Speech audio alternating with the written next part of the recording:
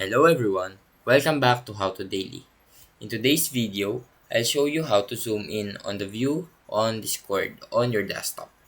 Whether you need a closer look at text or images, this simple trick will make everything easier to see. So now let's dive in. The easiest way to zoom in on Discord is by using the keyboard shortcut. Press and hold the Control key, then press the plus key to zoom in. You can repeat this to increase the zoom level.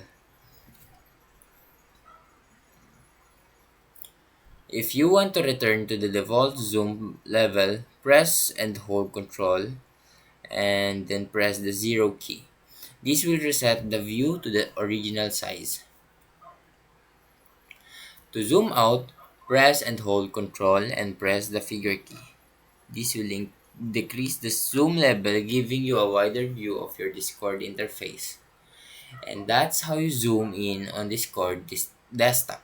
If this video was helpful, please leave a like and subscribe.